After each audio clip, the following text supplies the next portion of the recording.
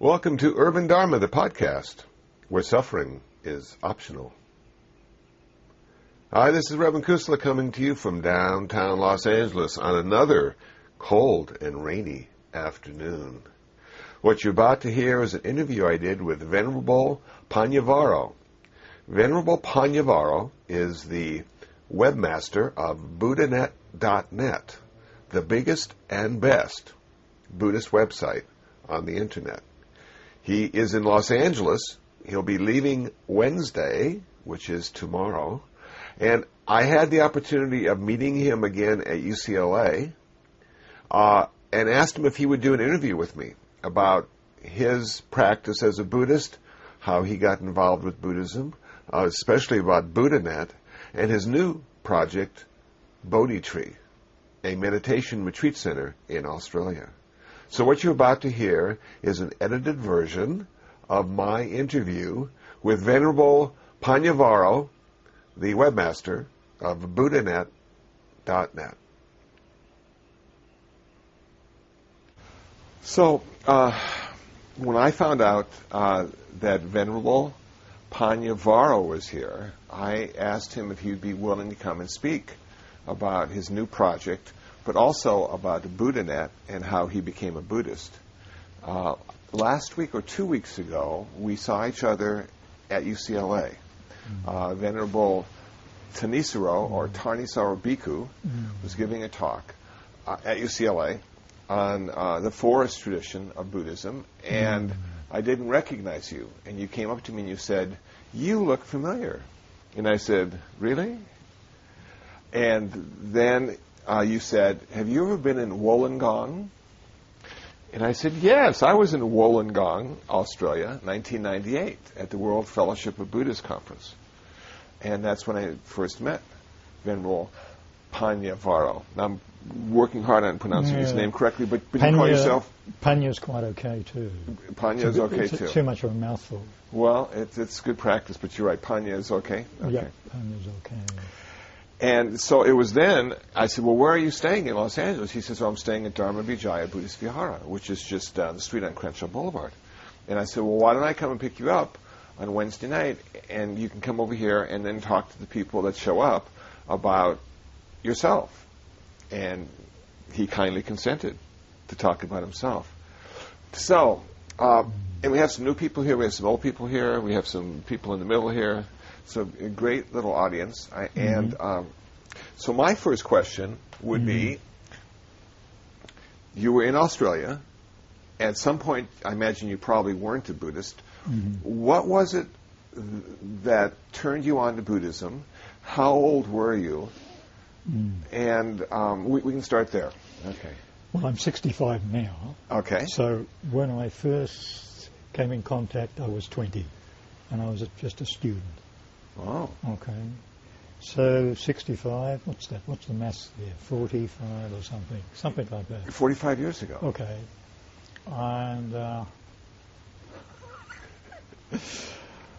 was it a book? It was a book in a library, yeah. It was. I walked into a library and dug out some old books. And amongst those books was the Dhammapada. Yeah. So that's a classic Theravada text, isn't it? Well, it's the words of the Buddha. And that turned me on, inasmuch as it was a conversion experience. Wow. Totally. I know people now have problems, with doubt. But from that time, I never had any doubt. For me, that was the way. Now, why? Well, I usually give, when people ask you that would be a stock question. Yeah. Why? What turned you on? I would say, in order not to get too complicated, I would just say, I'm into the practice. And people are often happy with that. But actually, my real reason was that I had a strong appreciation of suffering. Of suffering? Suffering. Stress. Yeah. My background, my family background is Jewish. Okay. So that says a lot. I think Jewish people, too, have an appreciation of suffering. But anyway, so that address, Actually, at the time, as a student, I was a communist. Well, at least what I thought I was a communist. I was not actually a party member, but, that was an ideology that appealed to me as being socially just and all that. But that, as soon as I heard the Four Noble Truths, the core teaching, that's it. And now at that time in Australia, this happened to be a place called... Were there any Buddhists in Australia at that time? Well, there were Buddhist societies in the capital cities. Okay. Now, of course, they came from the old theosophical societies. They were into Eastern religions and philosophy rather than Buddhism. Buddhism was a component of that. But there was the first grouping I connected with was the Melbourne Buddhist Society. But it was more of a talk shop. I mean, there was no practice going on. People seemed to have problems with Christianity a little, a certain reaction to that. So I drifted away, and then I moved over to Sydney later on. The same, only Buddhist societies were around at that time. There were no temples. This would be in the early 60s. Okay. There was no temples. There was no monks in Australia. 60 years, 45 years ago. No monks, no temples. So I was reading, and I did try to meditate, and I don't know why, but I seem to have connected with a sort of yogic practice of staring at candles, things like that. But eventually I moved on into the 70s, and some of the first Buddhist monks, Theravada monks, came through into Sydney, and we found a temple in Chinatown. The only actual Buddhist temple we discovered was in Chinatown, a Pure Land temple run by a businessman. Now, was this Chinatown in Sydney? In Sydney. In Sydney, Australia. Okay. And the early Buddhist groupings were starting to form, met at this Chinese temple, run by a Chinese businessman. So we got to know each other. There was actually even a Zen group, the first, from Sydney Zen Centre. But Aiken Roshi came and gave a talk there from the Diamond Sangha in Hawaii, and various other monks were starting to filter in. And the first resident monk was an English monk called Prakantipalo, who was trained in Thailand, and I connected with him. What I want to say too, when I first connected with Buddhism, I just read the teachings, no teacher. I didn't know whether there was Theravada, Mahayana, Vajrayana, whatever yana you like. It was just the Buddhist teachings. And 30, 40 years later, I'm going back to more pre-sectarian Buddhism. I feel more an affinity for the very early teachings. Not that I want to put over any sense of a fundamental sort of stance, but more I see that the early teachings are not known. And that's where I'm coming from now. Later on, I got involved with the Prakantipalo and the Tibetan groupings that came, Lama Yeshe, Lama Zopa. I worked with those centres, early Buddhist communities in Australia,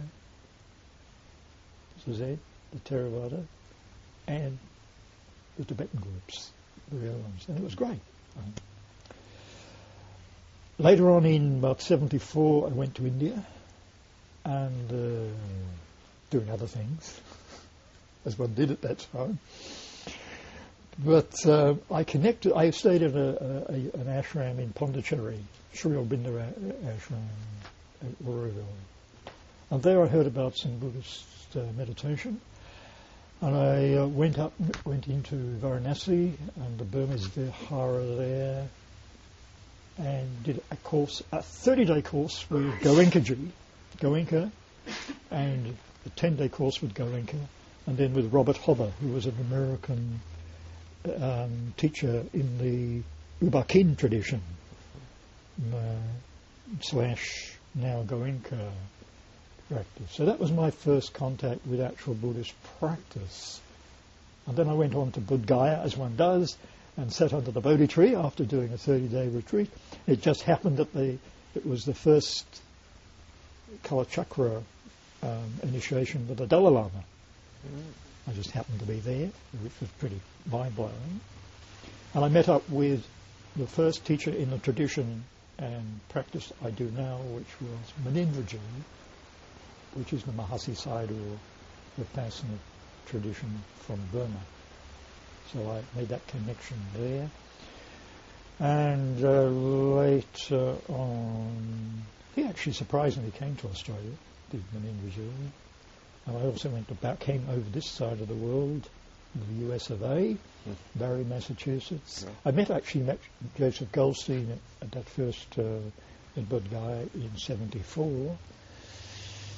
And then later on I met up in Australia. I ordained first in the early 80s in Sri Lanka. And what age were you when you first ordained? I was about 40-ish. 40-ish, okay. Yeah. Okay. So I'm getting on now. And what was the change? I mean, you found Buddhism in Australia, you went to India, but what made you want to go from lay to ordained? Well, my first contact, my first reading, the Dhammapada, my first impulse was to be a monk. And it always had been. But I got involved in relationships. I actually had a relationship, and I've had a son, who's now nearly 30 now. So I followed through on that. So I've had the lay life experience. I have a son who helps me actually on the BuddhaNet. He's a graphic artist. And is he a Buddhist, your son? No, because I never felt I would, impose any. Let him find his own way. In some ways, I somewhat regret that. I think I should have given him a little bit more sort of guidance, because he went quite, wild, Anyway, that was his experience. He sobered up very much. Hope he wouldn't listen to this. But I think actually we should give him a little bit more guidance. But I was inclined just to not impose any of my understandings or beliefs on another person. Anyway, then I ordained in Sri Lanka.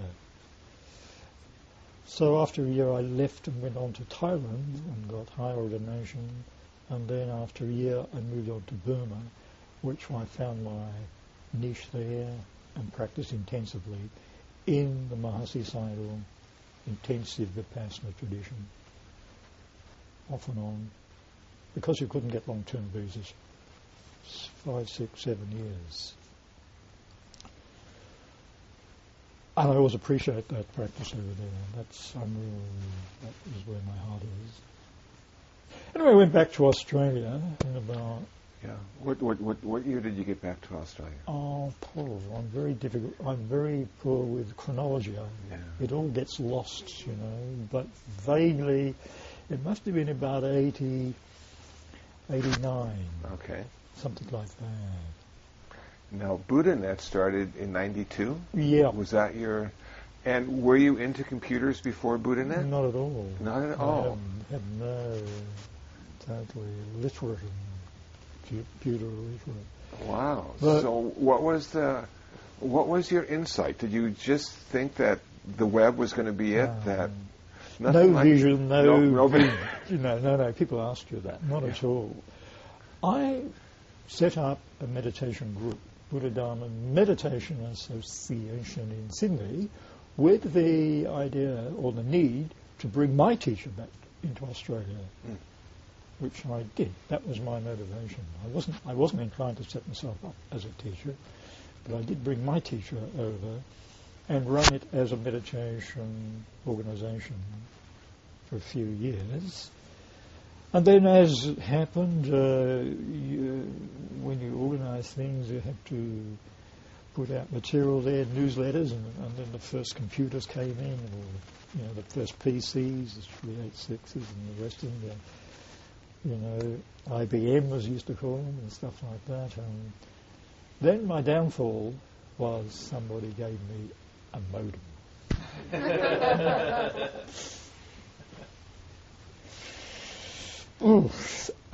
With that... Who taught you how to use a PC? Did you go to school for that? No. You no, just no. started In fact, working with it? What I come to realise, Yeah. I'm essentially a meditator. Yeah. And the early machines were a bit clunky and often they'd fall apart, and all we could afford was yum-chas, you know, machines which were sort of thrown together, and you spend half your time trying to fix them or sort them out, the problems, you see. And I realised, even as a meditator, I was losing my cool. Suddenly a blue screen, I think, my God, you know. I think, hang on, what's going on here, you know. I wasn't so, you know, non-reactive. So I thought that was a challenge, just itself, this beast, this machine in front of me. I'm going to be able to be with that and sort out. I mean, I essentially saw it as problem solving. I think that's what computing is, isn't it? Well, and what came out of that, because I started having a need to put out newsletters, simple desktop publishing programs, and then the modem was there, and then I learnt about BBSs, bulletin board systems. So I set up the first bulletin board system. I think I'm probably the only one in Australia. There was a BBS over here this way, Dharma Net. Yes. I think a few others, but there wasn't so many around. This was the first bulletin board, which became BuddhaNet. We gave it a name, with the help of my friends, because I didn't know anything about it. And naturally we drifted into the net as it became popular in about 92. I got some space in the University of Western Sydney, and I must admit I didn't know what I was doing, you know, and it was very early days. So I learnt by, as everybody did then, hand-cutting code, you know, HTML, very simple stuff. Now, did you do your own HTML? Oh, yeah. But I mean, you just look at other people's... Okay. You know, you'd look at other web and you'd work it out, you know. And it was a time before there was frames and even colours and that. So it was very simple. And they didn't have any programs to do that for you at that time? No, there was no editing tool. Yeah. So it wasn't... Only fairly recently I got into using an editing tool. Okay. Because the early editing software was quite... was inexact. You'd have to know enough HTML to fix up the problems. Yeah. Yeah. Especially things like front page, Microsoft, things like that. But actually, I did gravitate to Microsoft, I must shamefully say, in that in 95, I was part of the Microsoft 95 Windows, when they had a bulletin board component on Microsoft 95, you remember. Yeah. And I learnt their coding, and we had, I shouldn't be telling this, Microsoft bulletin board on the launch of 95. So that was one interesting thing, and we were non-commercial. I don't know how they fitted us in, but okay. And later on too, I actually had a space on AOL. For a couple of years. But we always had our own website, and we essentially have been content creators.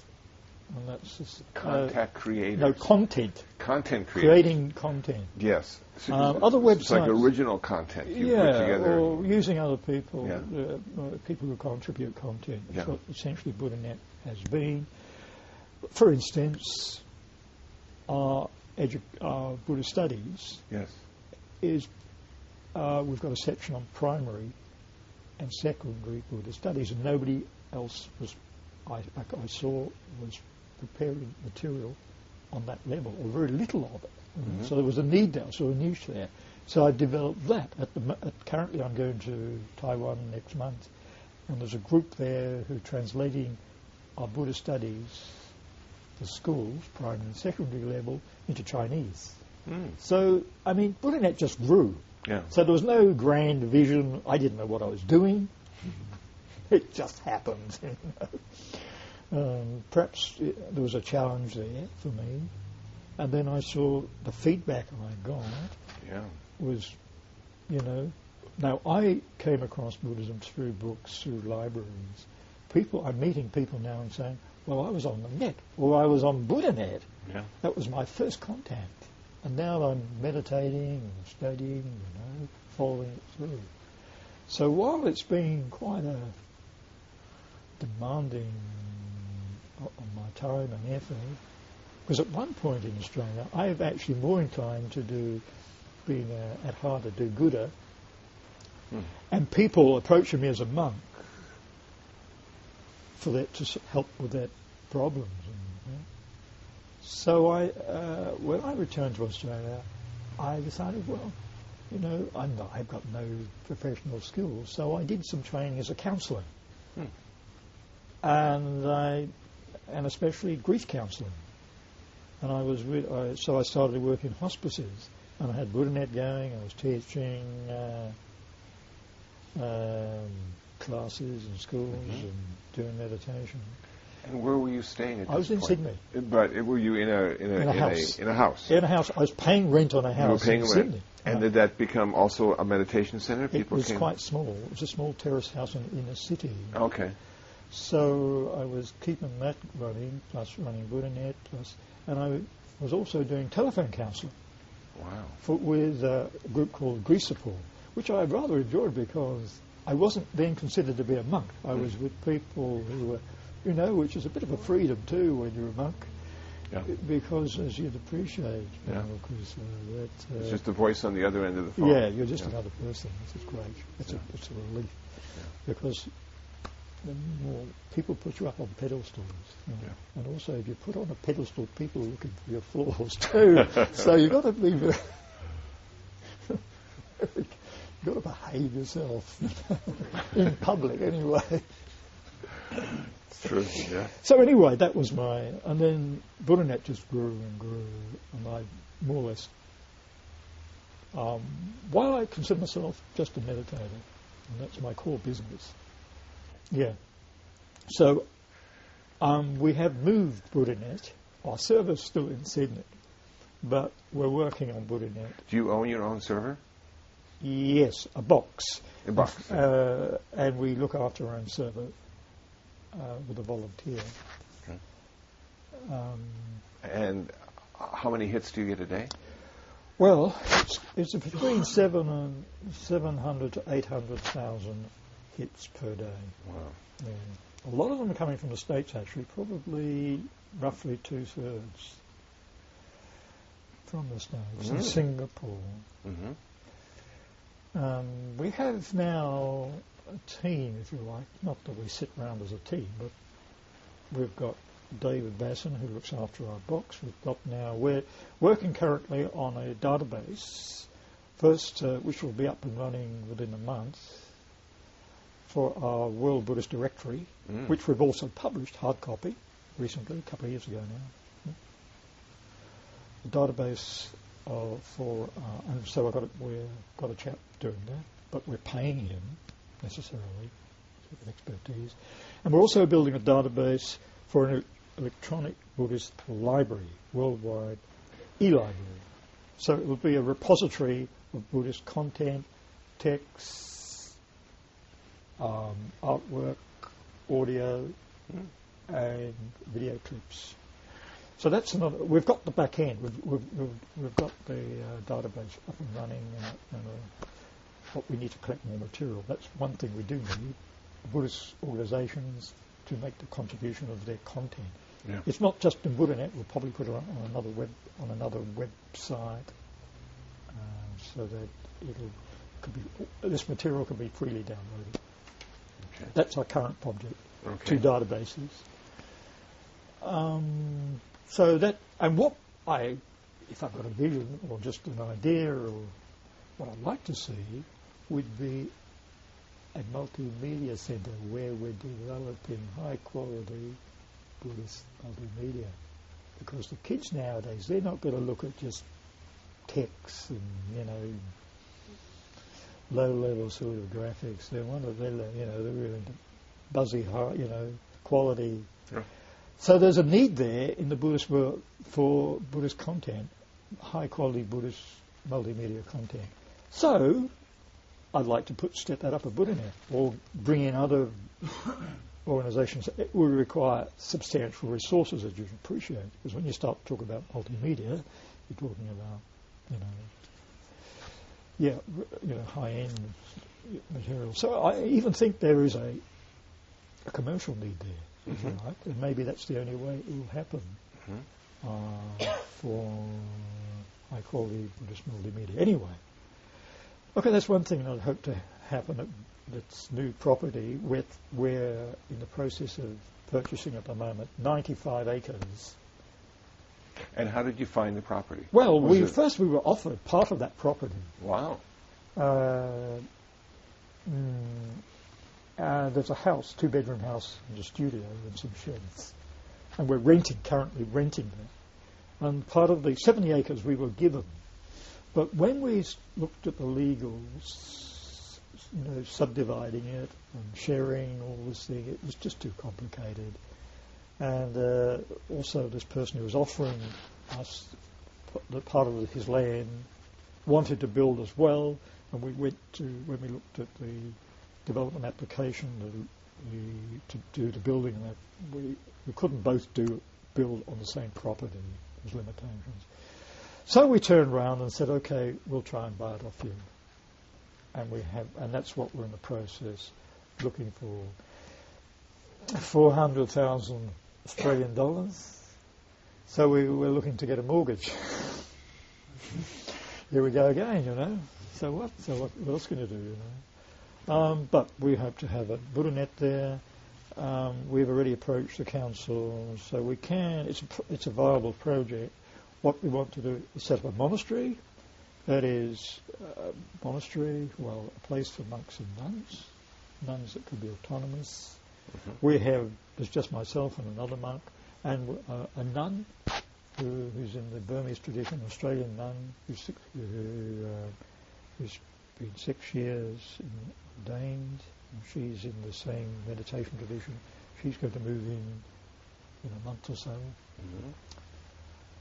And we've got a few lay people there. We've been 1 year there. We've been running retreats. We did our first 10-day retreat. We had 15 people. That's good. We can accommodate 20 people. Okay. So we're up and away. We're just looking for support, funding, like everybody else. Do you see your center as becoming a training center for other monks? Yes, you do definitely, okay. Especially Western monks. Okay. And who are into the deeper practice. So we would set up. At the moment we have one kuti there, a meditation cabin. It's got a solar power and a compost toilet out in there, isolated. So the monks, the nuns, traditionally have a rains retreat, 3 months rains retreat. Last rains retreat, I spent my 3 months in the kuti. That's all I did, meditated for 3 months. Now, I've been very busy, and I would confess, for the first month, my mind was so busy, and I was so exhausted, I needed to sleep almost 10 hours a day. But slowly I recovered, and I don't know whether to say bliss, but I didn't want to leave. I would have had to be dragged out. But, there it is. We've got to set up the centre and keep working. So that's what we intend to do. And what's missing in the meditation cultures in the West, in all the traditions, is where you can do long-term practice, intensive practice, and be supported doing that. Yep. In Barrie, Massachusetts, yes, you can do the Falls Retreat, the 3-month retreat. That's true. That's the only place I know. Other than, whereas in Asia, you go to, say, Burma, Thailand, Sri Lanka, these places I know, and you can sit there and practice and get full support. So that's what I want to set up. both for the monastics and the lay people. So Buddhanet surely, the monastery, monks and nuns, but also a retreat centre for lay people. Mm-hmm. And we were talking earlier today about perhaps a residential center for perhaps some for people who retired, have more time, who find practice to be attractive, could come and stay?